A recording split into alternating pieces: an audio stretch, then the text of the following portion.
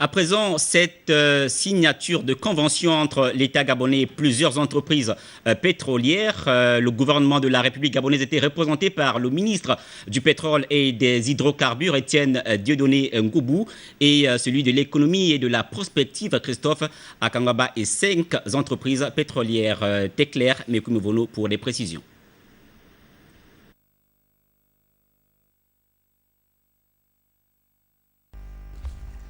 La signature de ces accords de partenariat entre le gouvernement gabonais et 5 entreprises œuvrant dans le secteur de l'exploration pétrolière marque la fin du processus du 10e appel d'offres pour l'attribution des blocs pétroliers en eau profonde et très profonde du bassin sédimentaire gabonais.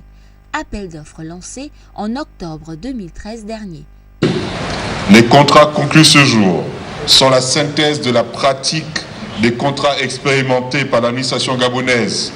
Celle-ci a servi de base à la rédaction de la loi pétrolière qui vient d'être adoptée par le Parlement. Cette nouvelle réglementation nous permettra de mettre en valeur de nouvelles réserves d'hydrocarbures.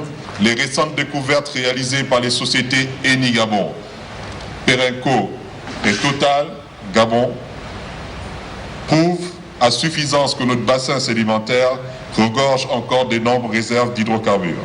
Je vous encourage à augmenter vos investissements qui se situent à la date de signature de ces conventions à 1,1 milliard de dollars, ce qui représente 550 milliards de francs CFA.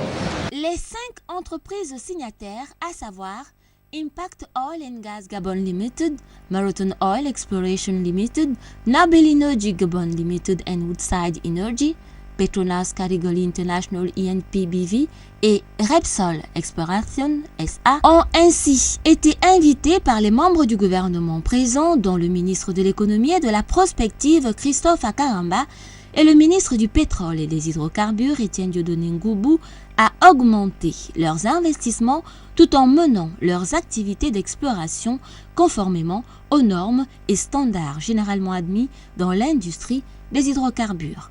Le directeur général des hydrocarbures, quant à lui, a présenté à l'assistance les spécificités des blocs pétroliers concernés.